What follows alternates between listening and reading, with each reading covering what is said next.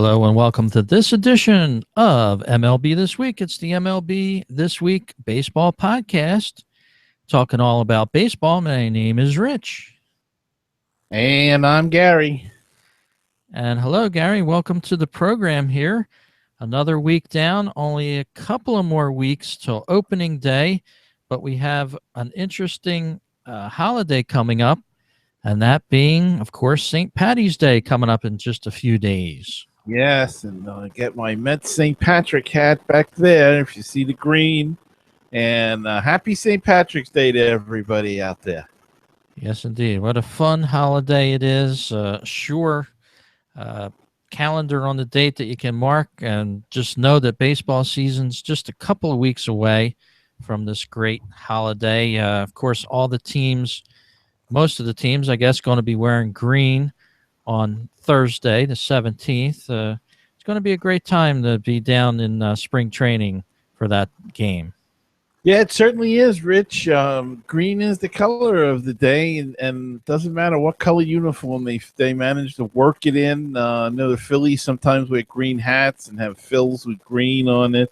Mets do the same thing. Their logo they turn it into green and orange, and I don't know what kind of hat they wearing this year. One year they wear a green hat with NY and orange, and then one year they had Mr. Met with a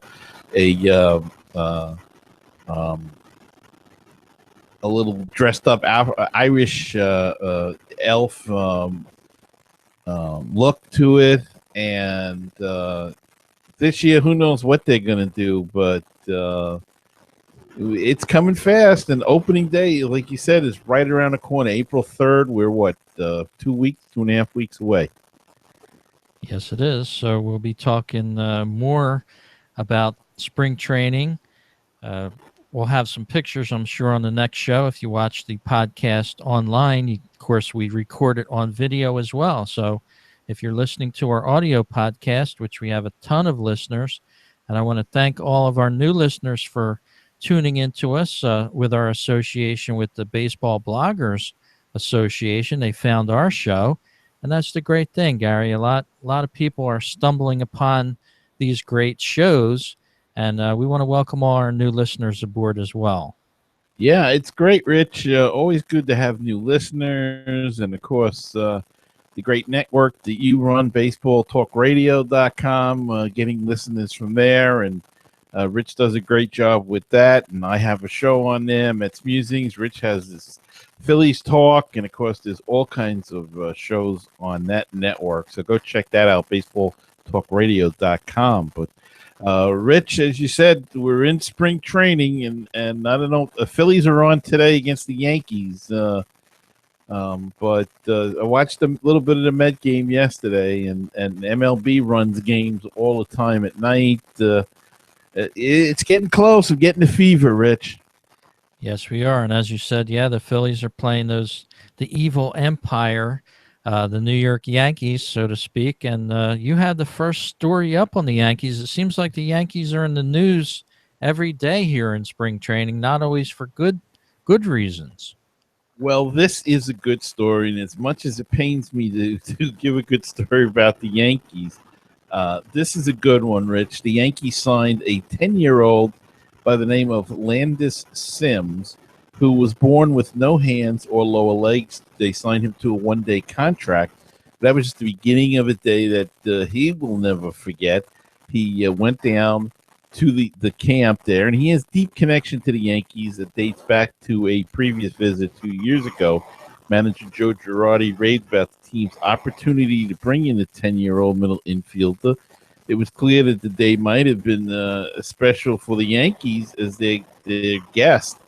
He signed his deal during the team's pre-workout meeting on Monday. He chatted with stars like Alex Rodriguez and took batting practice, as you can see here in a video version, in a group that included Mark Teixeira and Alex Rodriguez. He made solid contact throughout the session and even sent a ball well struck right back at the pitcher. He is able to bat with the aid of a special prosthetic that cups the bat. On a defensive end, a socket shin guard is inserted into his glove. This setup works well enough that he plays Little League Baseball competitively in Elizabeth, Indiana, small town outside of Louisville, Kentucky. Now, a filmmaker, Eric Cochran, is chronicling Sim's experiences, including his Little League play, and the initial footage was screened to the team before the team's workout. And Sims was given a locker, played games, and received autographs from players. The bat A-Rod signed read to a great teammate. He also brought the lineup card out before the game, the 1-0 loss to the Houston Astros at George M. Steinbrenner Field. So quite a nice thing that the Yankees did for this young man, and a great day for him. Yeah, it's a great story coming out of spring training there with the Yankees. Always great to hear when teams honor, especially younger fans that are with disabilities in general. It's just an awesome story where a team reaches out and shows a very human element to baseball.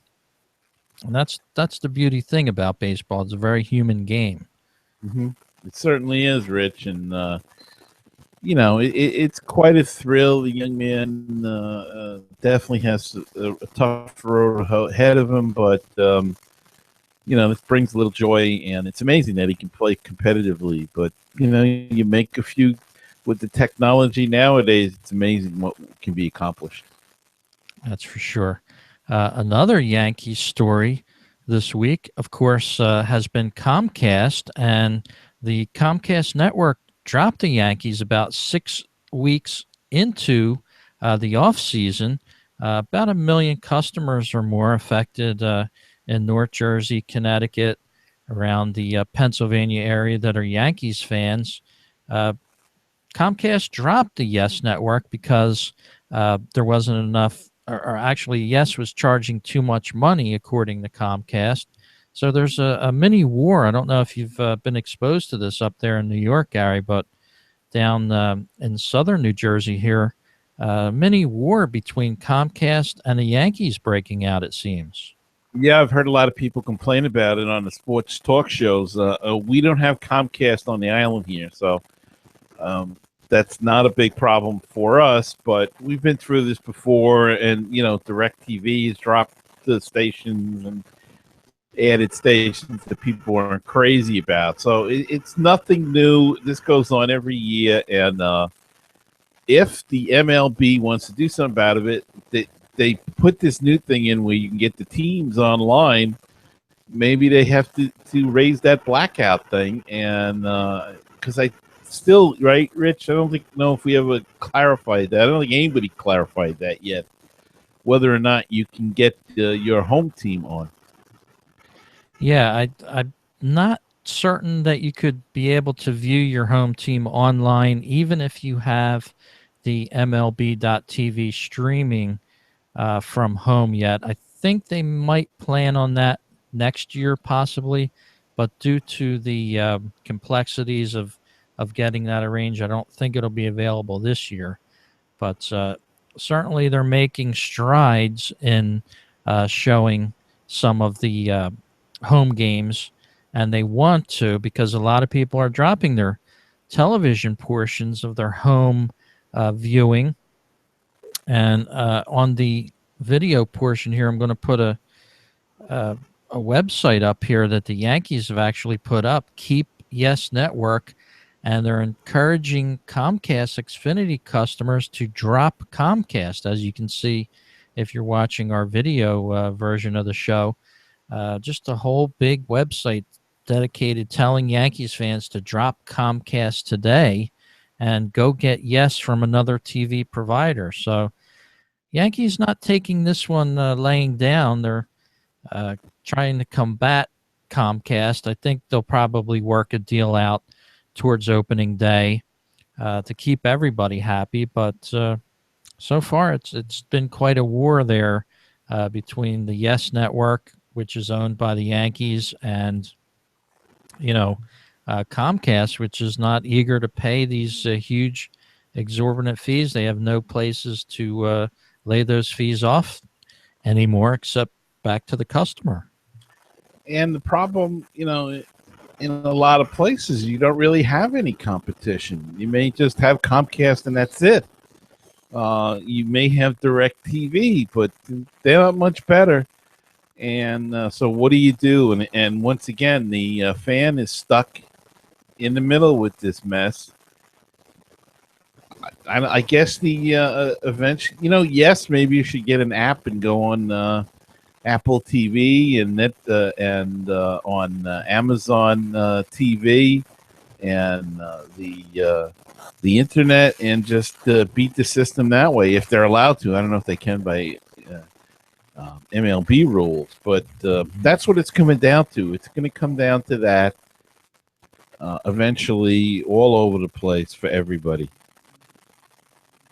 Yes, it is. So we'll keep an eye on that story with the Yankees and Yes Network, of course, owned by the Yankees, and Comcast in a little brouhaha. And of course, out on the West Coast, it's the same thing with the Dodgers.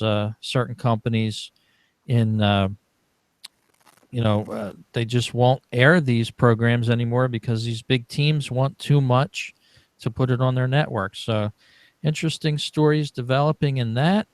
And Gary, one of the biggest stories of the past week did not happen on the baseball field. It came from an interview Bryce Harper gave to ESPN, the magazine. He was commenting on how some of the players want to express their own individualities on the field with either bat flipping or, Harper occasionally does these, I want to call them antics, but I'll say individual expressions just because our show is sort of politically correct. Harper said baseball is a tired sport because it just won't allow these individuals to express themselves and thereby becoming, I guess, more exciting to watch on television. So, he ruffled some feathers across baseball and called baseball essentially kind of a tired sport, an old sport that needs some sprucing up, so to speak. Well, Rich, I can't say that he's totally wrong. I'm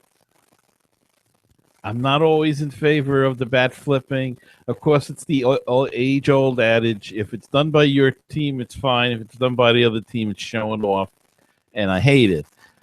So there's that part of it. But I think there has to be some evolution in the sport, and if they're going to allow all this other stuff, then they're going to have to allow some showing of enjoyment and whatever. And they do. I mean, when they win a game, people, at the end, if it's a come from behind walk off win, teams usually celebrate pretty good and things like that. The bat flips, I don't see with anything wrong as long as it's not the next time the guy's up if he gets pitched inside. Maybe they have to relax that rule there, or maybe they have to tell them that this is the new rule. You can't throw at a guy, but you got to be able to pitch inside. And see, that's where the thing comes into play. But I don't blame Bryce Harper. I think he's got some good points, and I think there has to be some changes. On the other hand, another story that you have for this week is kind of in conjunction with that, but from the opposite side of point of view. So, it was a crazy kind of week for baseball with these controversial remarks put out by Bryce Harper and by your next story. Yeah, Goose Gossage came out and blasted several players for quote unquote expressing that individuality on the field. Some of the Latin ball players, Jose Bautista for one, he mentioned Cespedes as another, but yeah, he's basically going out there and defending old school baseball, in my opinion. Maybe he shouldn't have named names, but he did also name, of course, Bryce Harper. And both sides have had their benefactors and their people that do not agree with one side or the other. Interestingly enough, Sergio Romo came out telling Bryce Harper to just shut up, quote unquote, about what he was saying about the game. And I think baseball over the years have always policed itself. Things have always came out in the wash. Uh, these guys know how to play the game. They know it's not going to turn into like a football where it's just a constant, quest to be on camera and make a funny face or do a certain dance. And to me, that's not the game. You try to become bigger than the game. So I can see both sides. Goose Gossage got into a little hot water with the Yankees. Of course, he's still employed in some manner by the Yankees for coming out and naming individual players. Maybe if he had just went on the record saying his beliefs about that, things wouldn't have been so bad for him. But he's been cast in a bad light because of it. But different players have chosen to go on different sides as well. It's not like all the Latin ball players are against Gossage. Gossage has even had a lot of players that have backed his opinion, as far as the celebration on the field and things like that. But baseball has a way of keeping its own policing in force, and I think that'll continue for some time. I think Gossage went wrong though when he said that he named Latin players and then said that they were Jose Bautista was a disgrace to all Latin players that have ever played the game. I don't think that was fair. And if you watch any of the Dominican League when they play, or any of the Latin leagues, sometimes in the winter we get a game up. They'll show a game. I mean, they're very passionate down there, and the players reflected. I mean, there's a lot of stuff that would not go on here. And I think that's what Harper was saying. That they have wild crowds and they have passionate crowds, and part of that is because they're allowed some flexibility. And then when a Latin player comes to play here, maybe some of that joy is not being able to be shown. And Batista, maybe with a bat flip, he's showing that. And I don't see anything all that bad about a little showmanship. Now, I hated it.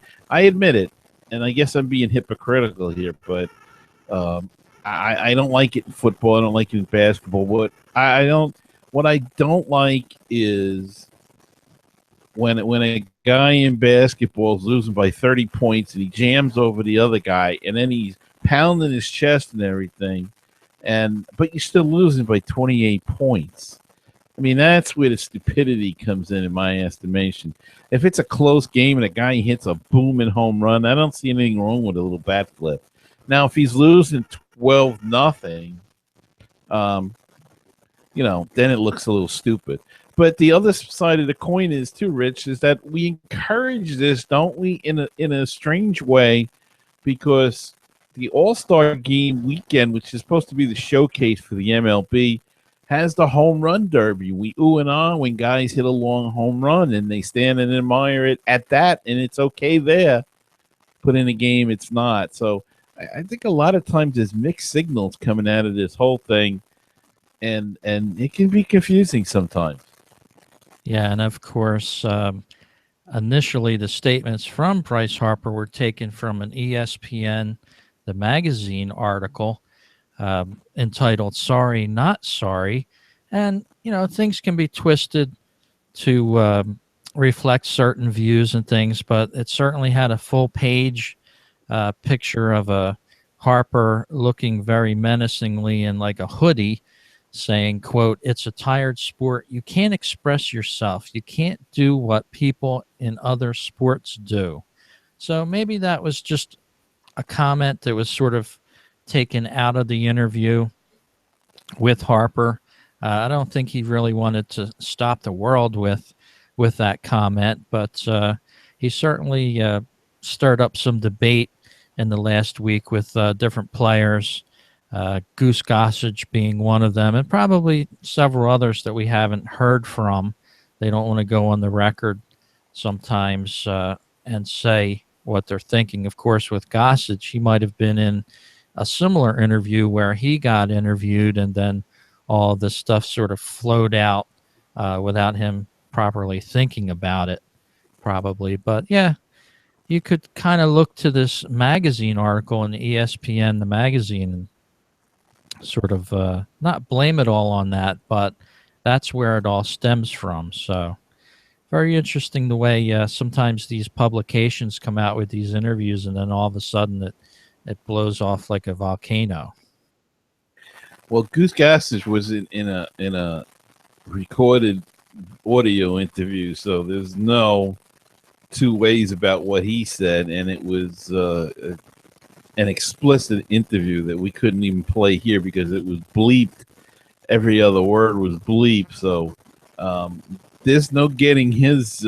He wasn't misquoted in any way. Bryce Harper, to his credit, hasn't said he was misquoted, so I think he was offering his opinion on the game, and I think they should be allowed to have an opinion. I'm more of an old school baseball fan myself. I think players are allowed to do whatever they want to do on the field at their own peril. They can certainly flip a bat if they want to. They're not going to be called a penalty on, but there's going to be repercussions for that. And that's how baseball sort of polices itself to a certain extent. I don't know what more certain players could do on the field to express themselves, quote unquote, but just baseball has a way of dealing with that. Over the years, we've seen that be policed by themselves on the field. So, all this talk about expression, I believe there's a whole lot of expression by players currently. What more could you want them to do? A dance on the field like they do in football? No, That to me is a little. No, but I think extreme. what I think Bryce Harper was trying to say is if he hits a long home run and admires it, I don't think he should expect to be thrown at the next time because he feels that if a pitcher strikes him out and pumps his fist and is like that, then what repercussions are to him? Now, will his pitcher, Bryce Harper's pitcher, throw at the other guy when he gets up? I mean, that's the only retaliation they can do. And if you're in the American League, you don't even have that because that's stupid DH rule. So I think what he's trying to say is some of these unwritten laws should be if a pitcher can celebrate when he strikes somebody out, then a batter should be able to get a bat flip in there. I don't think he's talking about having dances and stuff, though they do. I mean, McCutchen is big in the dugout doing a dance, but I find nothing wrong with that. It's in a dugout. And he's celebrating with his teammates. That's fine.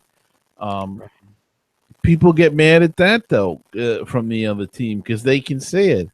Well, but that's something in the dugout. We don't know. For years they've done that in the clubhouse, and we didn't know. So, right, they're bringing it in the dugout. There's some high fiving. I think what they have to avoid is they always had the handshake at home plate. Now they do the high fiving. Then there's some more multiple handshake deals that they all do now. They got worked out with one another. Do that by the dugout or in the dugout. I'm okay with that. But I don't think the other team should get ticked off at that because you know what? They're doing the same thing. It's just that in that instant, they're not doing it. So why they're taking exception to it at that point is beyond me. But I think that's what he was trying to say. That he wants to flip his bat and not have to worry they're going to throw at his head the next time. And I think some of the old school baseball players are sort of trying to say that nobody's really bigger than the game. Don't try to upstage the game. I could be wrong, but, you're a baseball player. You're not an entertainer is more or less what some of these old I think school they've guys are become saying. entertainers, though.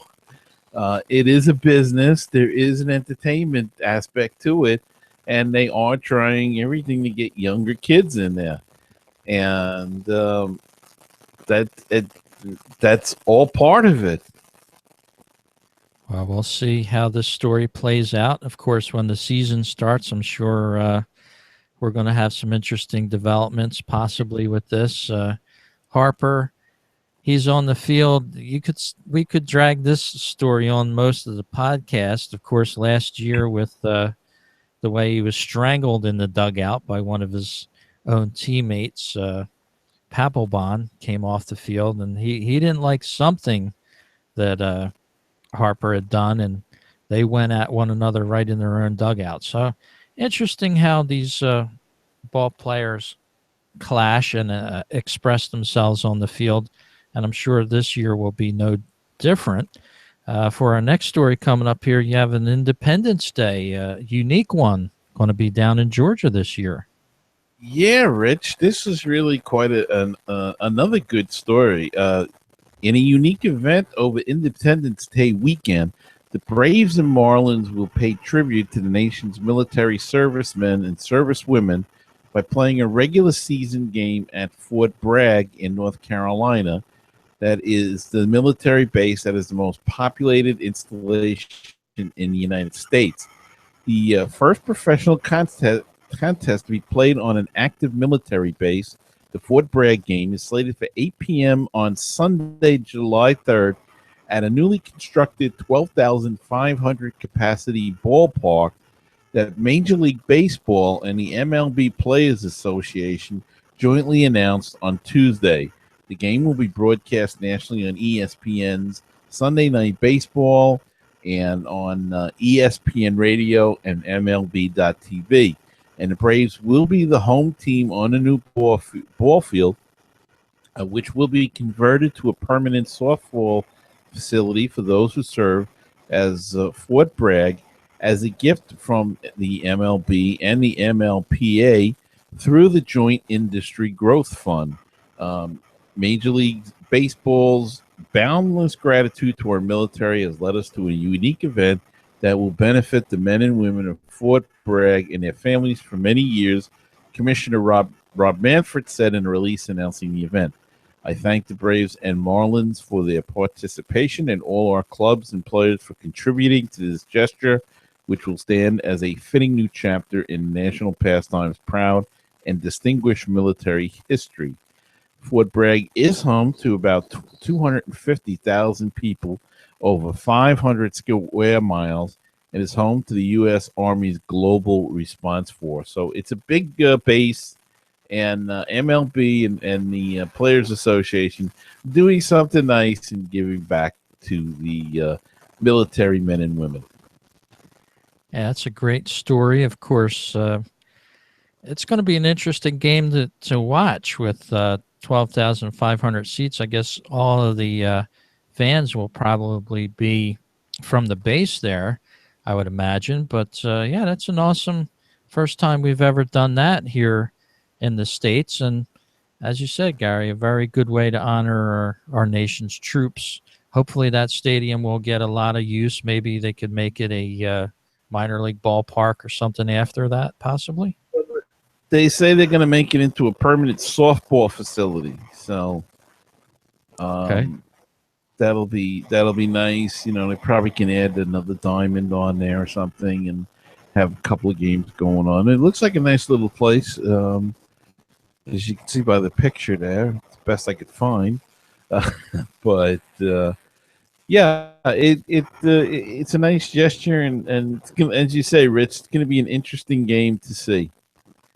And maybe they can do that game on a yearly basis, uh, swapping in and out teams, giving the base a chance to host a game like that, similar to what they do in Cooperstown with some of the players now. They have a game up there every year in Cooperstown. So great story there coming out of baseball for this week. And I wanted to invite all of our listeners to stop by our website over at MLBThisWeek.com. You can find all of our video versions that we've done of the show.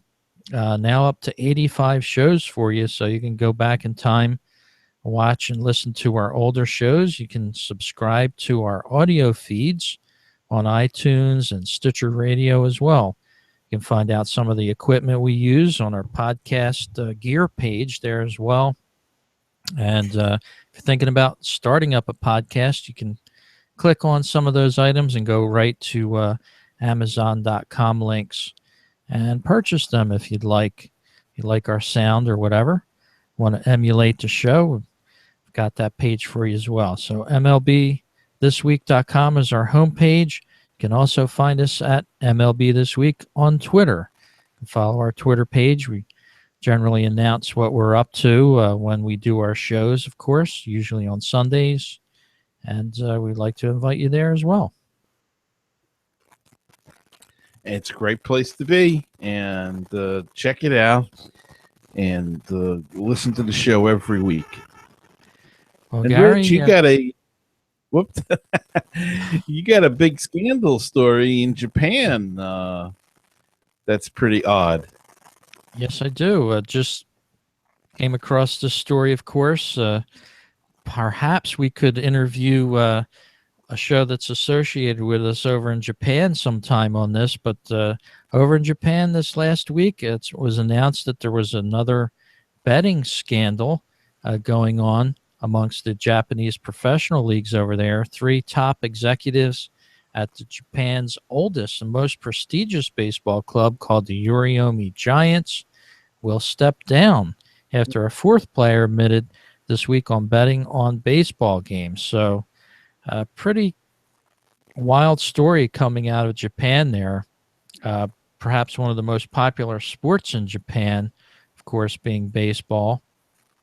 And yet another betting scandal with a relief pitcher now, 26 years of age, admitted Tuesday to betting on 3 or 4 games stretching back to 2014 and losing approximately $5,000 to $6,000 on those games.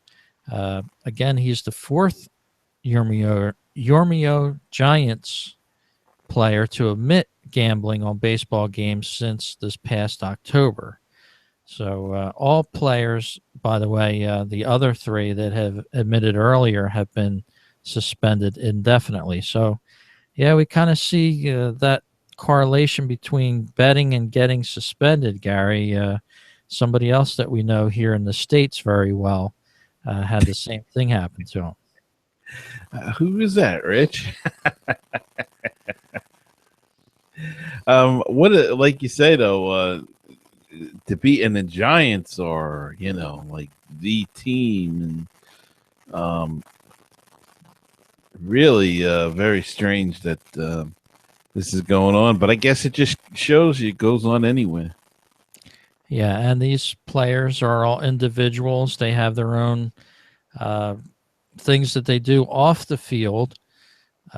So it's hard to control that sometimes. I wonder if in the age of today here in the States, if any players are partaking in online gambling, it would be kind of hard to track something like that here in the States, because it is illegal to gamble on baseball games here, but it does go on plentiful right online. So hard to say if that's even happening right now in the Major League Baseball realm.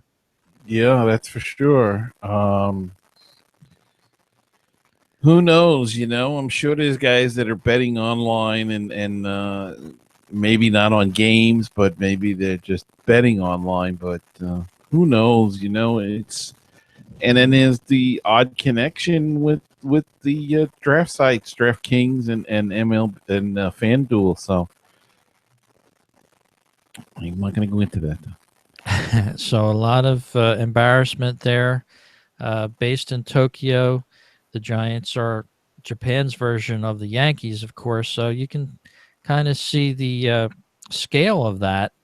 Rocked the world over there in Japan with the scandal. So interesting development over there. Overseas, not necessarily the best for the game, not good advertising.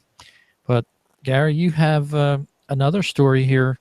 Whether the Major League Baseball here in the States wants more diversity, or is it going more towards the side of going politically correct? I was wondering that, Rich, and yes, baseball held the fourth annual Major League Baseball Diversity Business Summit, an event held this year at Chase Field, where some 1,000 job seekers attend panel discussions and make business connections. With 30 clubs, each employing scores of people, the opportunities are plentiful. And the league's hope is that an event like this can ensure that the people who represent those clubs also represent the American ideals of inclusion and acceptance. Certainly, MLB wants to be sure that minority and female candidates get proper consideration for its most prominent roles. That's why former Commissioner Bud Selig in 1999 instituted what is known as the Selig Rule, which requires every club to consider minority candidates for all GM, assistant GM, manager, director of player development, and director of scouting positions, and why Manfred recently hired Tyrone Brooks from the Pirates to head the front office and field staff diversity pipeline program. It's just not about making sure that these candidates get the opportunity to interview. It's making sure that they are properly prepared for those interviews so that the process is done not out of courtesy, but genuine eagerness. MLB continues to attempt to improve its appeal in the African American community, given the league's efforts with the RBI program and the Urban Youth Academy. To say there was encouragement over 15 of the last 59 picks in last year's draft being African American is an understatement. And of course, they hired gay man Billy Bean, a former ball player, was helped to bring in his awareness to the gay community. And of course, it's important to find opportunities for women to flourish in the game. And it's a good thing to get diversity in there, but sometimes I just wonder if it's too much. Are we doing this for political correctness? I mean, the Mets are going to have a, for lack of a better term, a Gay Pride Day event. I mean, do we need all of this stuff? It just gets tiresome after a while, and it's all this politically correct stuff that you can't say this, you can't say that, you can't do this, you can't do that, you have to interview a minority. I don't have a problem with that, but I think what happens is then you're interviewing people because you have to and have no intention of getting the job. You're interviewing people that may not be qualified for the job, but because they're African American, they're a woman, they're gay. You're interviewing them, and in some instances, they may get the job. And then what happens if you fire them? Are you labeled as an organization? I mean, it's this country is going. Excuse me, but it's going down the toilet with all this political correctness. I mean, just this weekend with the whole thing about the Trump rally being shut down and everything. Okay, you've got a First Amendment right to protest, but is that entitle you to shut down the First Amendment right of somebody that doesn't agree with you? And that's essentially what it is. And that's been the left wing philosophy for a long time. They don't admit it, but it's okay. We love the First Amendment as long as everybody agrees with us. When they disagree with us, then it's hate speech. And for baseball to get into this stuff, and I understand why they're doing it, but I think Manfred is really pushing this a little too much. And and then people wonder if somebody is named a general manager and they haven't paid their dues. That's the other thing. For years, baseball players played, and then they were managers in the low minors and rode buses and worked their way up and got a job as a manager. And now you're going to do away with some of that stuff. I mean, Frank Robinson was the first black manager, first African American manager, but did he deserve it? I mean, did he pay his dues as a coach and a manager? That's a question that gets asked, and that's a question that gets asked of him. And was he that good a manager, or was he a bad manager because he didn't have the experience? You can have all the experience in the world being a great ball player. That doesn't make you a great manager. We've seen that over and over again. Some of the greatest managers in the history of baseball were not very good players, or were average players. Were not superstar players. Ted Williams, fantastic hitter, maybe the best hitter of all, pure hitter of all time, was not that good a manager. Yeah, Guys like Casey Stengel. So I don't know. I just think this political correctness, sometimes it just makes me angry. yeah, and that's, I think, the best way to summarize what you're saying about it is deal with people as you would deal with all people, and not necessarily groups of different people. Exactly. Why lump different people into different groups? That's a worse case scenario than, all right, we're going to deal with you as a human being. You're going to get a job because you're the most qualified, or you've done this, you've done that, and you've paid your dues, quote unquote, so to speak. But yeah, that would certainly seem better than, I don't want to say pandering, but extending an olive branch to different groups of people, with the promise of them, as you said, getting an interview, or just deal with people as you would any other person. And that's the best policy, probably. But big companies, big sports organizations, they have to extend these public olive branches out, so to speak, so they're not accused and they're not placed in a light of being, uh, not fair to certain people, regardless of who they are. So, in that way, to overcome this negative publicity, so to speak, that can be brought on upon them, I think they want to be publicly uh, accepting and extending these invitations and olive branches out, so to speak, to these different groups, so they're not accused of it. Not necessarily because that's the right thing to do, but that's the only way that they can make themselves, how do I want to put it, not open to different accusations by different groups. So, yeah, that, but to hear it on the other end, all you're hearing is specific. Well, we're going to honor this group tonight, or we're going to honor these groups tonight, and it's almost comical. It's to the It is. point of it's to the point of comedy, with some of these nights that they honor different groups. And yeah, I think if we just celebrated everybody as being a human being rather than lumping them into different groups, it would probably work better. You're exactly right.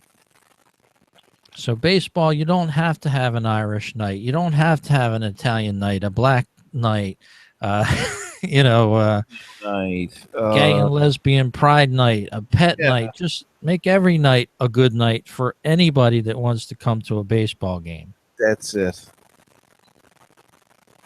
So I think we've solved that problem for baseball. Just going And amongst that. I see we're getting short on time. So, Rich, you got a story about Cecile Prince Fielder. Actually, yes. And it's a great story, and I hope people listen to it because I happen to suffer from the same thing that he went through. And I was reading the news, and yeah, my mind with some of these baseball players blurs between the sons and the fathers. My notes did say Cecil Fielder can't get to sleep in Arizona, but yes, it is Prince Fielder, younger version of Cecil Fielder, his son, a big guy, just discovered that he was having tremendous sleep problems down in Arizona in the past week, and about 22 million Americans suffer from sleep apnea, which is a sleep disorder which the person sleeping will temporarily cease breathing as if they were holding their breath while they're sleeping. Uh, Texas Rangers designated hitter Prince Fielder revealed that he did have to go to Dallas for this condition. He remained there for 2 days, and he was upbeat about his results, even though he stopped breathing 39 times in an hour. So he will evidently have to seek treatment for that, which would probably involve a what they call a CPAP or an APAP machine. And by the way, yeah, my wife even claims that I'm should be a likely candidate for that as well, Gary. So you're not in the boat by yourself on this. Fielder apparently needs the extra help, and 22 million Americans suffer from the same condition. And it's very dangerous. Go get your. That's what he did. I can tell you exactly what he did for the 2 days in Dallas. The first night, he probably wired him up, and you go to sleep, and hopefully you can sleep with all the wires on you. And they monitor this whole situation. And then in fact, I just had it done again. It's been a while since I had it done, but I've had it for the last 13 years. I sleep with a BiPAP or CPAP machine, and what it does is it forces air up your nose and causes you to breathe properly. And because what happens is when you lay, you're certain way you lay or whatever. I don't know all the technicalities, but it closes your passages as time as the evening goes on, and you do wake up gasping for air. And if you wake up feeling tired a lot in the morning, then most likely you do have sleep apnea because you're not sleeping well. And Prince Fielder, he'll travel with this bag. They make them smaller and smaller, these machines, and it helps with his sleeping. So he, like I said, the first night he went to sleep with that. The second night, they wire you up the same exact way, but they put you on a machine with a mask to try. And when I did it 13 years ago, the first time, I came home like refreshed and everything else. So, but it is a lot of pro golfers I know that have had similar situations, have gotten help, and so it is not an unusual problem anymore, and people should get it checked out. That's for sure. So, Prince Fielder, thanks for bringing up that topic. And as you said, if you're getting up there in the years a few and you're a few pounds overweight, you're probably a prime candidate to have this checked out. So that's what baseball does. It brings an awareness to some of these problems, people that might not have ever heard of it or been exposed to it. And Gary, our next story up here is The Force. I have a feeling Star Wars is involved in this one. Well, it is, Rich, and that's going to be my final story because I think I'm going to save the last one because we look like we're getting short on time. But Star Wars has become a massive part of the baseball culture with dozens of teams in both sports, both leagues, I should say, as well as the minors and the majors getting involved in this and having theme days and wearing special jerseys. Well, other teams may be sporting Darth Vader or Chewbacca tops. The Altoona Curve is doing a little bit different. It's a little surprising, but the AA affiliate of the Pirates will be celebrating Jar Jar Binks, one of the least likely characters in the Star Wars universe. It's an odd choice, but nonetheless one that they are going with, and kind of strange, but I guess they figure it's going to be different, so that's why they'll go with Jar Jar. But he's not the most liked character, and really got left out of the last movie, and And perhaps this is a sign that the dark side is winning, Rich. So that's interesting there. Of course, minor league baseball, they always come up with these promotions that we like to feature all year long, and that's probably one of the first of them. Very cool there. Cool stuff. And just before we end the program here, Gary, this wasn't on my notes for this week, but I just came across this yesterday. Jose Bautista, he faced some criticism in the press this week, but he actually had a funny moment down there in Florida this week with the Philly Fanatic. The Phillies are playing the Blue Jays quite a bit in this spring training because they're very close to one another down in Florida in their spring training homes. But he and the Fanatic went on an on-field display of different athletic feats. Bautista started to do a handstand, then he invited the Fanatic to try it, and of course the Fanatic wasn't going to have no part in that. But then the Fanatic went down with 3 or 4 one-armed push-ups, and Bautista tried to follow him on that and only could get barely one done. So humorous television there. It was all caught on film. You can find that online. Just type in Bautista and the Philly Fanatic, and you'll find these hilarious skits there. And that's really the essence of baseball. Before the game, they're having fun. And I like Jose Bautista. I really do. He follows you on Twitter.